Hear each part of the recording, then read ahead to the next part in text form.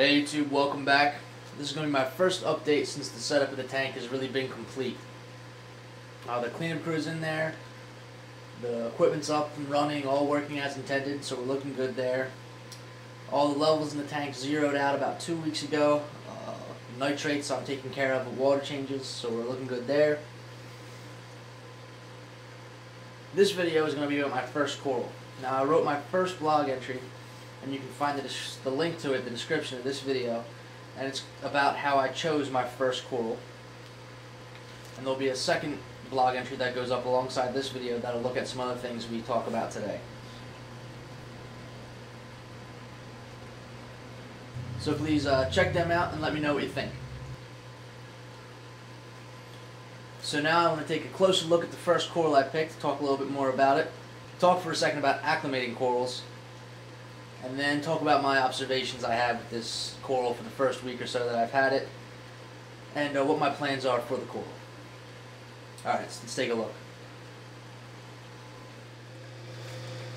So here's my first coral, Caulastrea Furcata, or sea Furcata, and it's also known as the candy cane coral.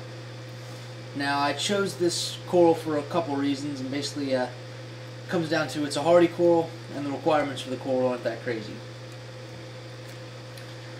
So throughout my research, basically it seems like a forgiving coral. You know, it can stand up to less than perfect water quality, basically, which is hopefully not what I'm striving for. I want the water quality to be top notch in the aquarium, but if for any reason I can't keep up with the water change 1 week or whatever, I don't want this coral to suffer because of that. And next, its requirements weren't that crazy. It required moderate lighting. Now I'm not running metal halies on here, I'm running T5s.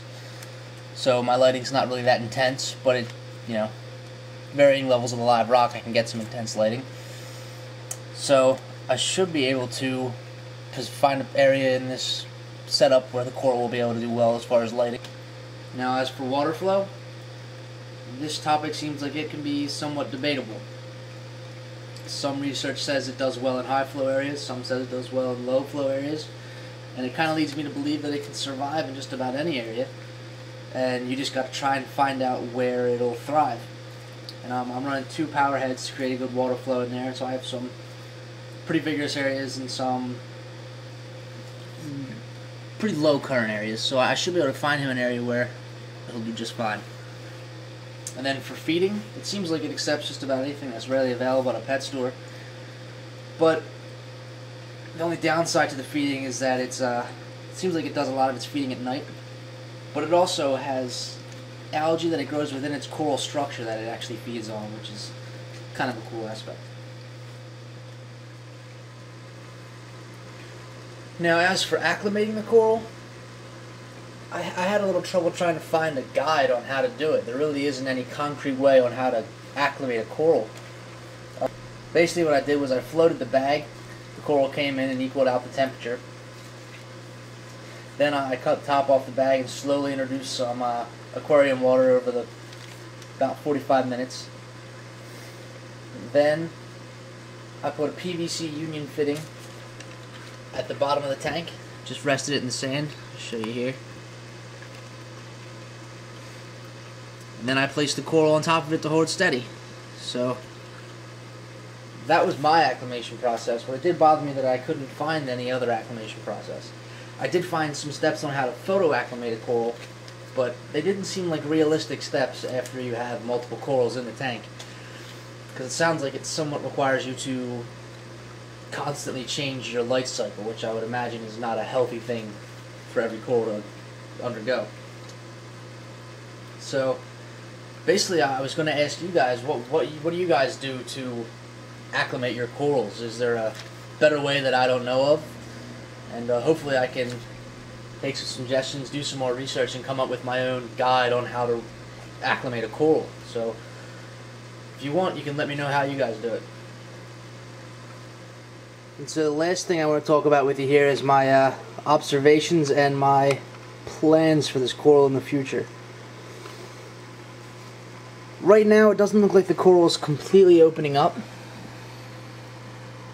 And I haven't seen any tentacles come out at night yet, but I have a feeling that it might have too much flow hitting it right now. As you can see up here in the corner, I have one of my power heads aiming almost right at it. And up here in this corner, I have another power head aiming right over here to where I actually have another part of that same coral. Now, when I got them in the bag, it looked like they had either broken apart or maybe I had gotten two corals.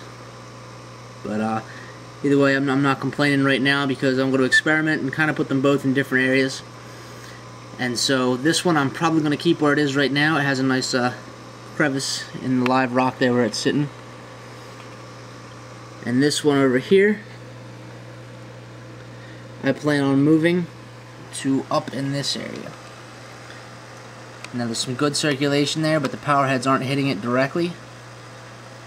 And so I'm hoping that area up there will hopefully get this core to open up a little bit more, and I'm going to move them there sometime late this week or early next week. So that's my plan as for now.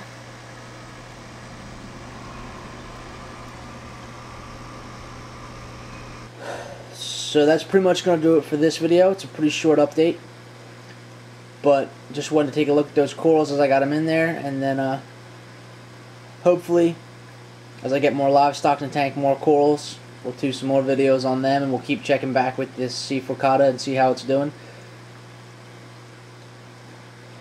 But for now, that's all I got. Please check out those blogs and tell me what you think. And as always, we'll take a look around the tank, and that'll be it.